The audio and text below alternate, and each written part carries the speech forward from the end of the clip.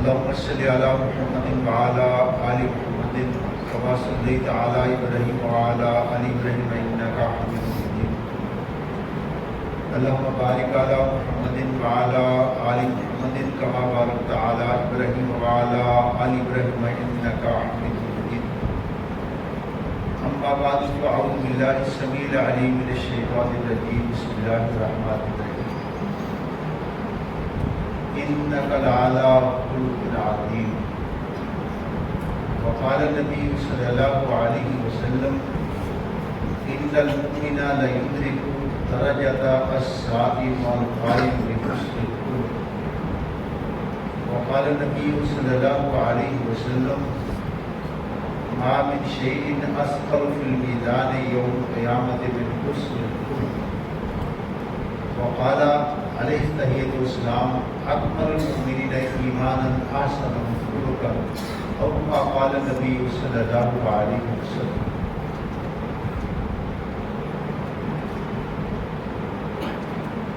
بڑی خوش قسمتی ہے کہ آپ جیسے نیک پاک صاحب کبھی اللہ کے مہمانوں سے دوبارہ ہم کلام ہونے کا موقع ملا اور آپ نے سماعت کر کے موقع دے کر احسان فرمایا. اللہ پاک ہم سب کی حاضری قبول فرمائے.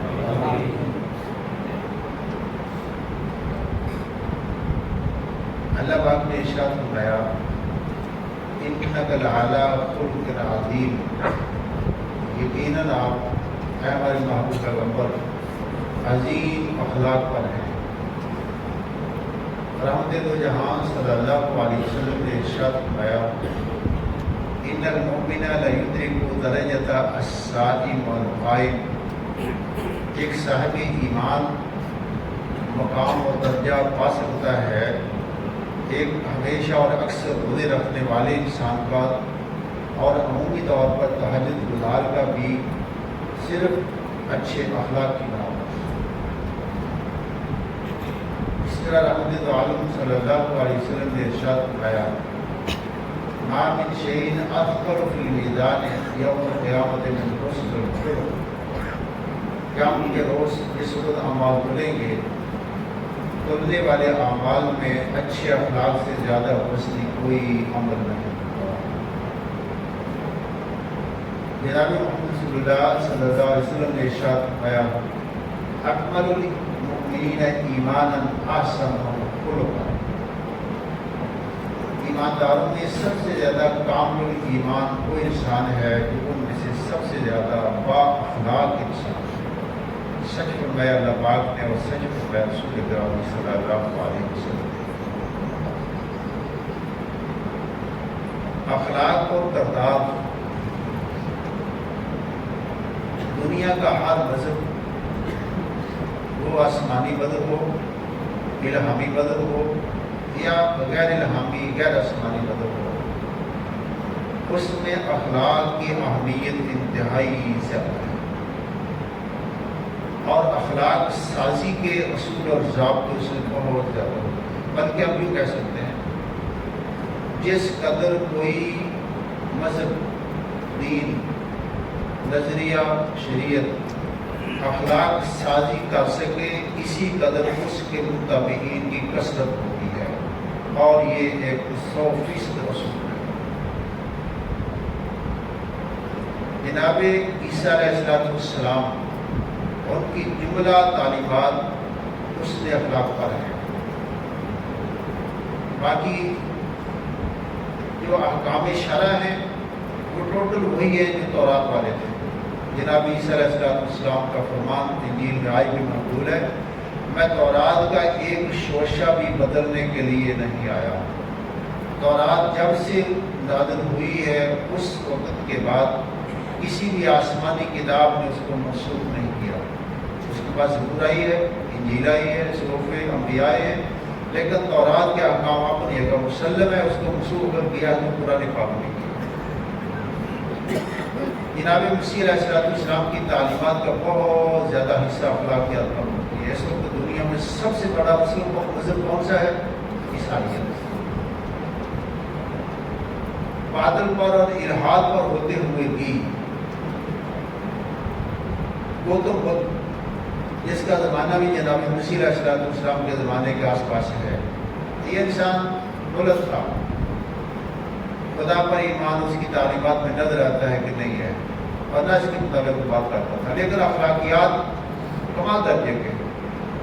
یہی وجہ ہے کہ آج بھی بہت سارے ملکوں میں اس کے پیروکار موجود ہیں، اور ایک وقت پر ایشیا کا سب سے بڑا مذہب اور سب سے بڑا سیاستدانوں کا نظریہ یہی رہا۔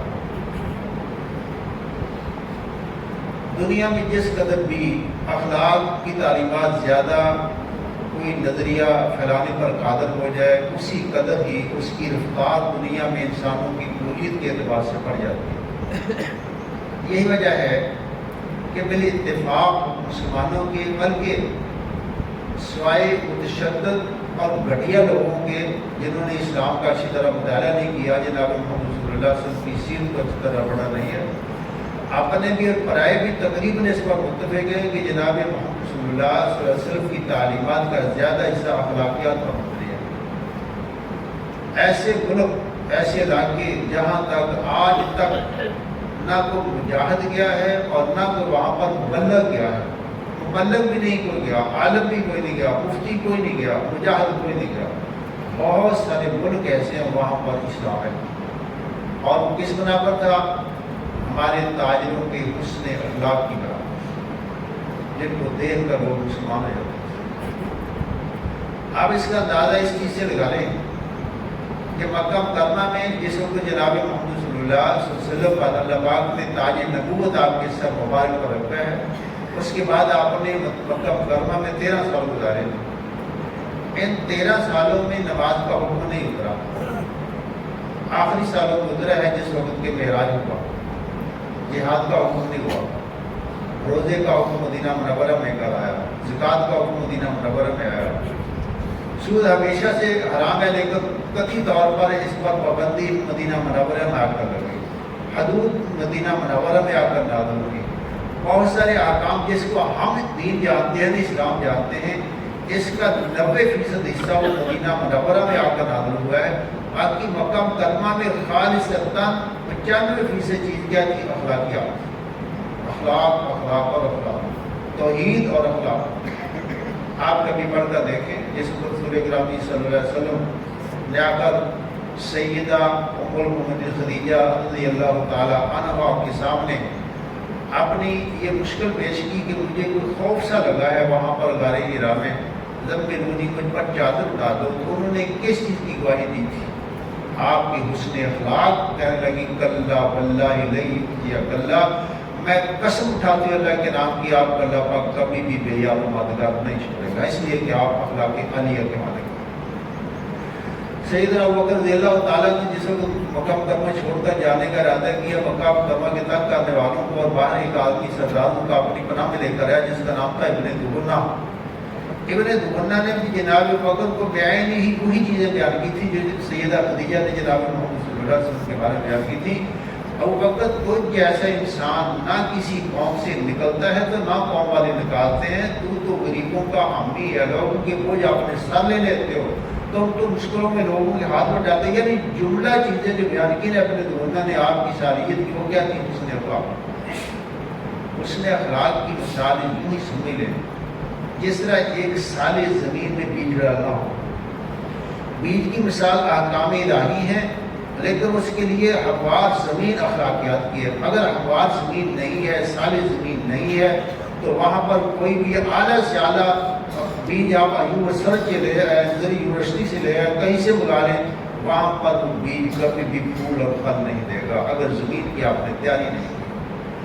گملے میں جس وقت اچھی مٹی نہیں ڈالتے ہیں، وہاں پر آپ کو بہترین پھول کی توقع نہیں رکھنی چاہیے۔ وہ گملے کی مٹی اور وہ گملہ اور وہ سارے زمین جس کو ہم کہتے ہیں، اسلام کی نگاہ میں اسی کو اخلاقیات کا نام دیا گیا ہے۔ اس وقت ہم عمومی طور پر اس مشکل سے گزار ہیں، ہم احکام الہی پر عمل ہیں، ارکان اسلام کی اکثریت جو ہے عمل ہے، لیکن وہ ہماری عبادت کی بجائے عادت بن چکی ہے، اس لیے کہ اخلاقیات سے ہم اکثر طور پر خالی ہو چکے ہیں۔ اللہ ماشاء اللہ، آپ کی بات نہیں ہے، میں عمومی بات کر رہا ہوں۔ آپ کو اللہ پاک نے اپنے चौखट पर सर झुकाने के लिए भी अपना जुली बिस्तरा लेकर अपने घर में आने की तौफीक दी है। आप हमारे लिए मिसाली इंसान है। अल्लाह पाक ऐसी बेहतर बनने की तौफीक अता फरमाए जो उस सूरत में आप नशीद गए थे, उससे बेहतर बनकर आपको अपने घरों में जाने की तौफीक अता फरमाए। अखलाकियात और किरदार साजी, इसमें 3 जाना इसके दर्जात रखे जाते हैं। एक होता है वाहबी, दूसरा है ज़बरदस्ती इंसान अपने ऊपर अखलाकियात को तारी कर ले तो बाखलाक मान जाएगा, और तीसरा है बाखलाक लोगों में रहने लगे। सबसे पहला है वाहबी, और ये किसी इंसान को खुशकिस्मती होती है कि उसको ऐसे वालिदैन नसीब हो जाए जो अच्छे अखलाक के मालिक हैं, बेहतर किरदार के मालिक हैं। और इसको रसूल ग्रामी सल्लल्लाहु अलैहि वसल्लम यूँ फरमाते हैं, तखय्यरू लितुतफ़िकू फ़इन्नल का दस्सासुन।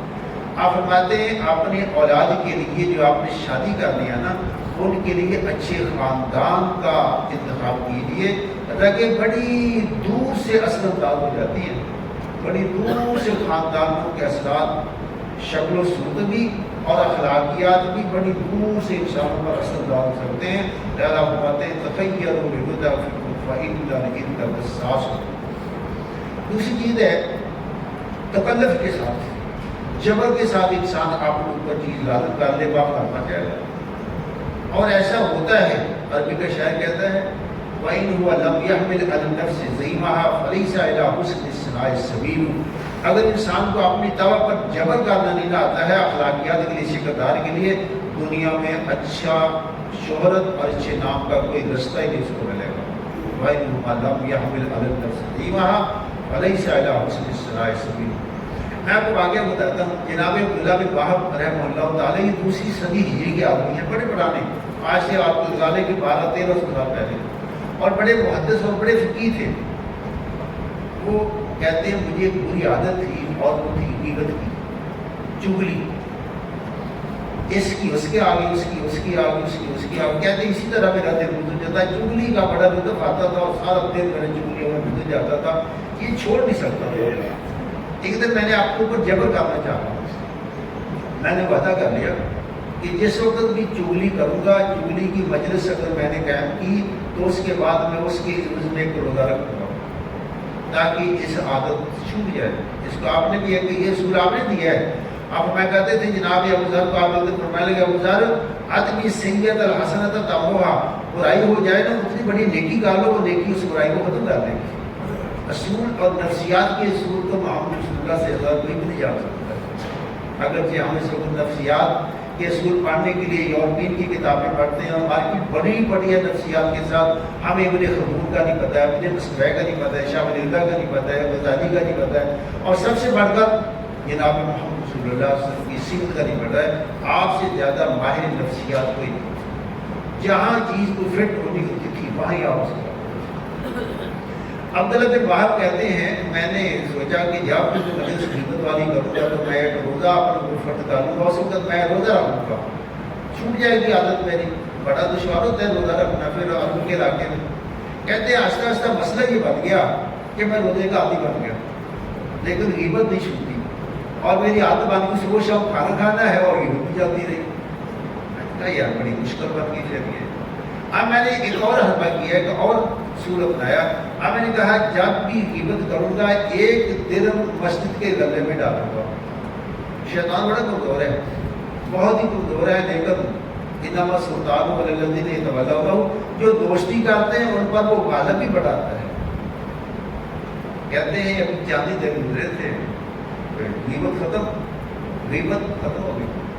ऐसे ही अपन अखलाकियात आलिया, अखलाक के फाजला को अपनाने के लिए बहुत अच्छा असूल है। आप भी और मैं भी चाहिए इस मौका देखें। मैं अपनी मिसाल आपको देता हूँ। बड़े अरसे तक सूरज सजदा नहीं पड़ी जा रही थी, जब पढ़ते हैं आधी नींद आ जाती, या पैसे भूल जाते, अगले दिन याद है सूरज सजदा नहीं पड़ी। आपने ऊपर मैंने जबर कर लिया, 1 रुपया कोई चीज़ तो नहीं होती है, लेकिन आज से 40-50 साल पीछे चले जाए, उस वक्त में 1 रुपया काम जैसे होता था। मैंने कहा जिस दिन जिस रात सूरज सजदा नहीं ना रात को पढ़ूंगा, सुबह मस्जिद के गले में 1 रुपया डालूंगा। मैं गवाही देता हूँ कि मेरा ख्याल 10 रुपया भी मैंने मस्जिद के गले में इस बराबर नहीं डाला। डॉलर ने नहीं है, उसने कहता है ये सजदा पढ़ लो, ये सदका जो है इस तरह ये अच्छी बात है। اپنے نفس پر قابو پانے کا بڑا بہتر اصول ہے. آپ اپنے اوپر اس کو جبر کر لیں، لازم کر لیں. لا تحسب المائدۃ امرا تعجلہ تبلغ المائدۃ حتی تلقى السویرا. میں جانتا ہے شعر کو، شاعر عربی کا کہتا ہے بزرگی اور بڑا پن کھجور نہیں ہے کھانے سے، تو کھجور کھانے سے تو بڑے بن جاؤ گے. جس وقت تک تم مصور نہیں چاہتے ہو اس وقت تک تم بڑے نہیں بن جاتے ہو. بڑے بننے کے لیے، عظیم بننے کے لیے دشواریاں برداشت کرنی پڑتی. سفیان ثوری کا میں واقعہ بتاتا ہوں آپ کو. سفیان ثوری ہماری تاریخ کے بڑے عظیم محدث ہیں اور بڑے خاندانی انسان تھے اور بڑے امیر آدمی بھی تھے، دولت مند تھے اور بڑے زاہد اور پاسہ انسان. ہم کہتے ہیں نا کہ رمضان میں مومن کا رزق بڑھ جاتا ہے. ایسا ہے اس لیے کہ رمضان سے پہلے مہنگائی نہیں ہوتی ہوتی جتنی بات میں کر لیتے ہیں. مہنگائی زیادہ کر دیتے ہیں تو رزق بڑھ گیا، پھر اس کو ہم شہری میں اور اپنی تاریخ میں خرچ کرتے ہیں اور یہ رزق بڑھ گیا. غریبوں کا رزق کم کر کے ہم اپنا رزق بڑھا لیتے ہیں. سفیان ثوری رحمہ اللہ تعالیٰ ایک دن نا انہوں نے کھانا زیادہ کھا لیا. آپ نے تو منع کیا نا تیسرا حصہ کھا لو، تیسرا حصہ خالی چھوڑ لو، تیسرا حصہ سانس کے لیے رہنے دو، یا تو کہ اوور لوڈ ہو جاؤ اور پھر اوپر دوائی جو ہے نا پکی کھانے کی جگہ پہ نہ بچے. ہم ایسے ہی کرتے ہیں، شہری میں بھی افطاری نہیں، اللہ بنا دے.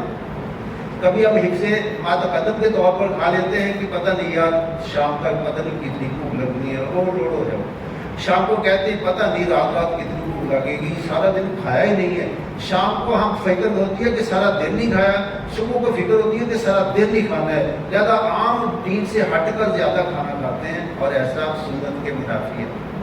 پر میں اس کا دادا سفیان ثوری رحمہ اللہ کھانا زیادہ کھا لیا، اپنے آپ کو مخاطب ہوئے، کہنے لگے سفیان آج تم نے کھانا دین سے زیادہ کھایا ہے اور تم کو پتہ ہے کہ گدھے والے جس وقت کسی گدھے کو کسی دن چارہ اور دانے زیادہ کھلا دیتے ہیں نا، کہتے ہیں کام بھی تم سے زیادہ لینا ہے. آج ہم نے تم کو دانے زیادہ کھلائے ہیں. سفیان آج کھانا زیادہ کھایا ہے نا تو آج عبادت پہلے دن سے زیادہ کرنی پڑے گی. کہتے ہیں میں نے اس میں زیادہ بات کی، اگلے دن کہتا ہے میرے کو یار آپ کھانا بند کر دو. اتنا ہی بڑا جتنا کھا لیا. شیطان بڑا ہی کمزور ہے بشرطے کہ آپ اس کی کمزوری کو جان لیں. اخلاق اور کردار سازی کے لیے دوسرا طریقہ ہے تکلف، جبر، اپنے اوپر کسی چیز کو مسلط کر لینا، حتیٰ کہ آہستہ آہستہ انسان کی عادت ثانیہ بن جاتی ہے اچھے اخلاق، اچھا کردار. تیسرا ہے صحبت صالح، نیک لوگوں کے ساتھ رہنا. اور نیک لوگوں کے ساتھ رہنا نصیب نہ ہو تو نیک لوگوں کی سیرتیں پڑھنا. نیک لوگوں کی سیرتیں پڑھنا بھی ایسا ہی ہوتا ہے جس طرح انسان ان کے ساتھ رہنا.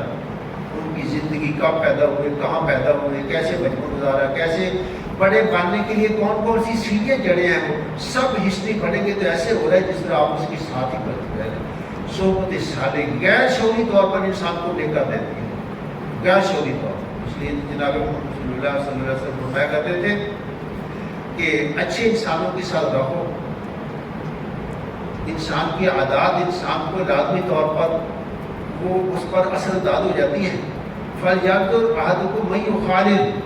دیکھو دوست کون ہے، آپ نہ چاہیں تب بھی غیر شعوری طور پر صحبت صالح اور دوستوں کی عادات ہم میں آ جاتی ہیں. آپ جانتے ہیں سمامہ کو، بھائی کی مطلب آپ نے واقعہ سنا. وہ سمامہ اس نے سنا تھا نبی اکرم صلی اللہ علیہ وسلم کے بارے میں، مدینہ منورہ کے بارے میں، اسلام کے بارے میں. کہتا ہے میں دنیا میں سب سے زیادہ مقبول چہرہ جو ہے نا سننے سنا کر جو تھا میرے ذہن میں جناب محمد صلی اللہ علیہ وسلم. سب سے بدترین اگر کوئی علاقہ تھا میرے نزدیک وہ مدینہ منورہ کا تھا، اور سب سے بدترین اگر دین تھا میرے نزدیک وہ اسلام تھا. یہ اس سے قبل کہ وہ مسجد میں آئے. جناب محمد صلی اللہ علیہ وسلم نے 3 دن مسجد کے ستون کے ساتھ قیدی کے طور پر چوری صاحب کو پڑھا دیا. چوری تھا اپنے علاقے کا، عام آدمی نہیں تھا، چوری تھا، سردار تھا. 3 دن بعد نہ آپ نے اس کو کہا اسلام قبول کرو، نہ ایمان قبول کرو، تم کو جنت ملے گی، ہم تم سے جنگ نہیں کریں گے، آخرت میں جہنم میں بچ جاؤ گے. آپ نے کوشش بھی نہیں کیا. مسجد میں لوگ آتے تھے، بزرگ بھی آتے تھے، بوڑھے بھی آتے تھے، بابے بھی آتے تھے، جوان بھی آتے تھے، بچے بھی آتے تھے، نماز پڑھتے تھے، چلے جاتے تھے. یہ آدمی نماز ہی پڑھتا تھا، کافر ہے نا، مشرک ہے. 3 دن تک صحبت اختیار کی ہے صرف 3 دن، دیکھا ہے اٹھنا بیٹھنا آنا جانا، بابے کس طرح آتے ہیں، جوان کس طرح آتے ہیں، بچے کس طرح آتے ہیں۔ آپ فرماتے ہیں عدل کو سماما کی بیٹیاں کھول، اس نے تو کہا تھا کہ مجھے تم قتل کر دو گے، یہی ہو سکتا ہے نا، تو بدلہ لینے والے آ جائیں گے۔ اگر تم ان کو چھوڑ کر دولت دینے چاہتے ہو تو بتاؤ کتنی دولت چاہیے۔ اگر تم احسان کرو گے تو نفٹو نہیں ہے، تمہارا احسان پوری زندگی نہیں ہوگا۔ آپ نے کچھ نہیں تقاضا کیا، نہ دولت لیں گے، نہ تو ان پر احسان کر کے کوئی چاہتے ہیں، نہ تو ہم قتل کریں گے۔ آپ فرماتے ہیں سماما کو چھوڑ دو، آتے دیکھو سماما، لیکن اب سماما کہاں جائے گا؟ اگر ہماری مسجد میں ہوتا تو شاید وہ دوسرا چھوڑ کو بھاگ جاتا، نکلو نکلو یہاں سے نکلو، لیکن اب سماما نہیں جا سکتا تھا، اس لیے اس نے کردار دیکھا تھا۔ صحبت سارے 3 دن اختیار کر لی تھی، باہر گیا اور اپنا غسل کیا، آگ لینے لگا۔ محمد دنیا میں سب سے بہترین چہرہ کو لوگوں کے کہنے پر آپ کا ملک ہوتا تھا، لیکن آج دنیا میں سب سے بہترین چہرہ آپ کا ہے۔ دنیا میں جب میں نے سنا رکھا تو سب سے بہترین نظریہ وہ آپ کا نظریہ تھا، لیکن آپ میں نے دیکھ لیا تو دنیا میں سب سے بہترین نظریہ آپ کا ہے۔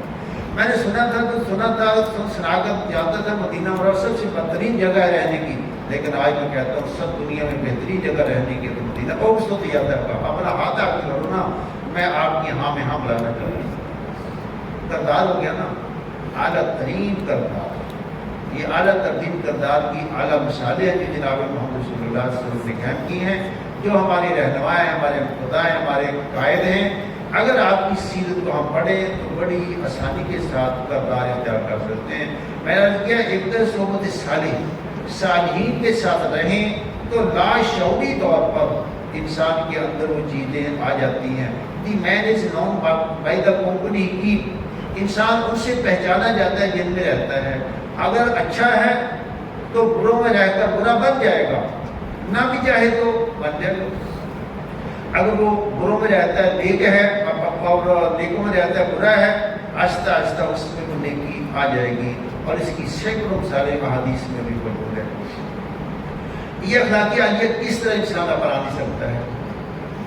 اس کے لیے بہت ساری سب سے بڑی مانی چیز جو ہے رزق حلال ہے، رزق حرام اس کے ساتھ اخلاقی عالیہ نہیں آتے، قطعی طور پر نہیں آتے۔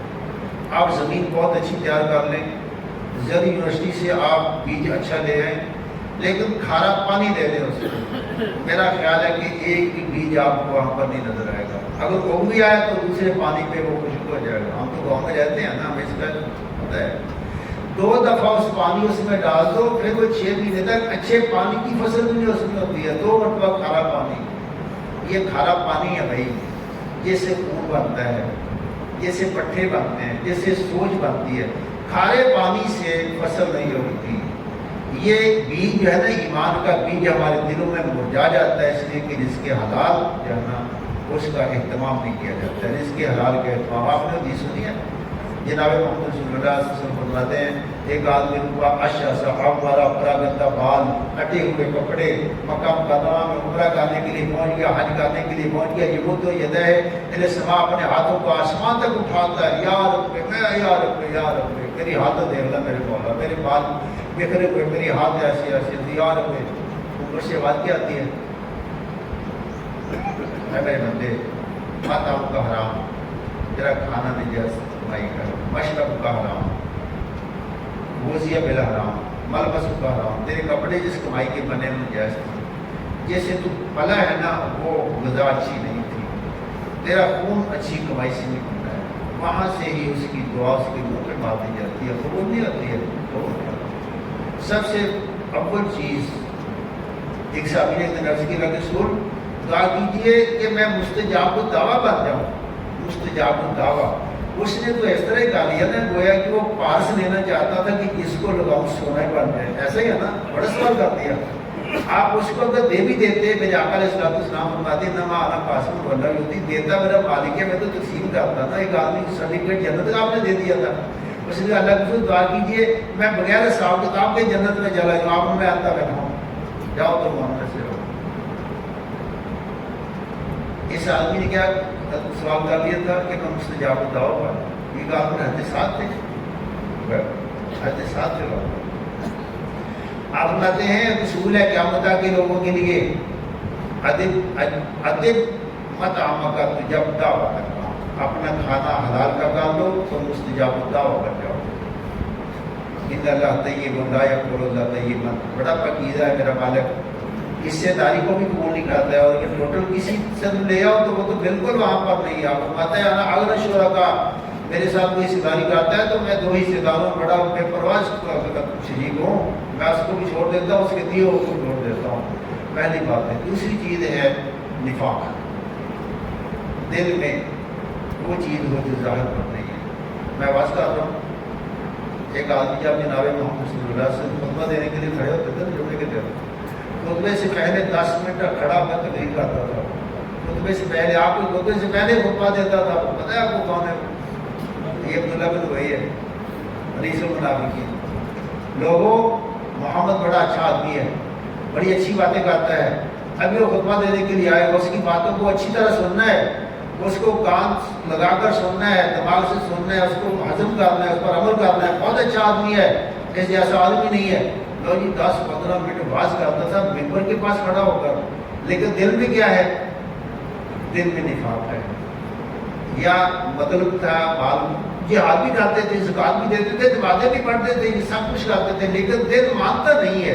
جسے ہم کہہ دیتے ہیں نا کہ جہاں مٹھا اللہ کتنے ڈٹھا، ہائی ہاتھ نماز ہوتا ہے۔ اہل مکہ آخر پر ایمان رکھتے تھے، لیکن اب اپنی بد معلوم کی برابر چاہتے تھے، اللہ کرے آخرت آئے نا۔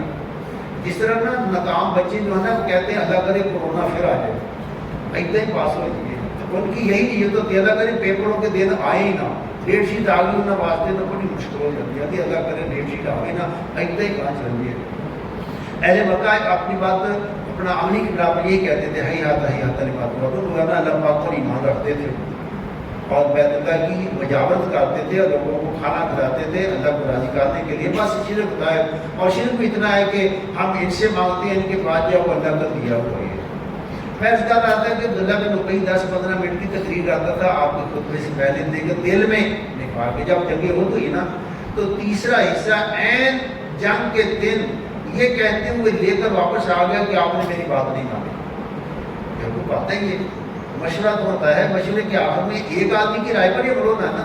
میرے آقا علیہ الصلوۃ والسلام چاہتے تھے مدینہ منورہ میں رہ کر جنگ بدر لڑیں، اس لیے کہ ہماری نفلی کام ہے، ہم دروازے بند کر لیں گے، بچے اور عورتیں بھی گھروں میں ہوں گے، ان کے پاس پتھر ہوں گے، جہاں دشمن آئے گا نا وہی سے پتھر ماریں گے، لہٰذا ہماری نفلی کتنی زیادہ بڑھ جائے گی۔ لیکن جو مجاہدین نوجوان تھے جنگ بدر میں جا نہیں سکے تھے نا، ان کا تھا نہیں اللہ رسول ہم باہر جا کر لڑیں گے۔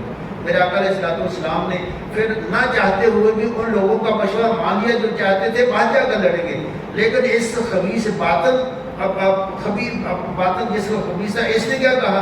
عین جنگ میں جا کر تیسرا حصہ لے آیا، میری بات نہیں مانی، لہٰذا میں تو جنگ کے ساتھ نہیں جاؤں گا۔ لہٰذا پوری زندگی میرے آقا علیہ الصلوۃ والسلام نے جنازہ بھی اس کا پڑھایا، اپنی قمیص مبارک کفن کے طور پر بھی دے دی، آپ نے اللہ مبارک بھی ڈالا، لیکن نفاق بڑی بری چیز ہے۔ نفاق اللہ تعالیٰ مجھے بھی آپ کو بھی اپنے اخلاق اچھے کرنے کی توفیق عطا فرمائے۔ اخلاق اگر کسی کو خاندانی طور مل جائے خوش قسمتی ہے اس کی، اللہ کا شکر ادا کرنا چاہیے، اور اگر نہیں ہے تو تکلف کے ساتھ جبر کے ساتھ آپ نہیں نہ، اور جبر کے ساتھ اور تسلسل کے ساتھ، جبر اور تسلسل اور پورے عزم کے ساتھ۔ عزم سے تو کہتے ہیں پہاڑ جو ہے نا وہ بھی اپنی جگہ سے ہل جاتے ہیں، اور اگرچہ بعض جو ہے نا نفسیات کے فنکار امام غزالی وغیرہ دیگر لوگوں کا یہ خیال ہے کہ عادات بدلتی نہیں ہیں، اخلاق بدلتے نہیں ہیں، لیکن پھر امام غزالی اس کا محاکمہ بیان کرتے ہیں شریعت نے برے اخلاق کو بدلنے کا حکم دیا ہے، اس کا مطلب بدل سکتے ہیں۔ آپ فرماتے ہیں اگر کسی کو سنو نا کہ اس کی عادتیں بدل گئی ہیں یقین نہ کرو، لیکن یہ کہا جائے پہاڑ اپنی جگہ دوسری جگہ چلے گا یقین کر لو۔ پہاڑ ایک جگہ سے دوسری جگہ چلے جانا آسان ہے، لیکن عادتوں کا بدلنا مشکل ہے، لیکن عادتیں بدل سکتی ہیں۔ جبر کیجیے، اپنے اوپر جبر کیجیے۔ اللہ تعالیٰ مجھے بھی آپ کو بھی اعلیٰ اخلاق اختیار کرنے کی توفیق عطا فرمائے۔ برکت والا مہینہ ہے، آپ بتاتے ہیں جو انسان اس میں بھی اللہ کی رحمت حاصل نہ کر سکے وہ بدبخت ہے۔ اللہ تعالیٰ ہم کو بدبختوں میں سے بچائے اور نیک بخت بننے کے لیے، سعادت مند بننے کے لیے، دنیا کی ज़िंदगी और आखिरी की ज़िंदगी हर जगह इज़्ज़त और बेहतर ज़िंदगी गुजारने की मौके नसीब फरमाए। हमारे दिलों को ईमान पूरे ईमान के साथ भरपूर फरमा दे। अपने मुल्क पे अल्लाह ताला रहम फरमाए। बेहतरीन सदका जारिया हासिल करने के लिए इस वीडियो को लाइक, कमेंट और शेयर करना मत भूलें।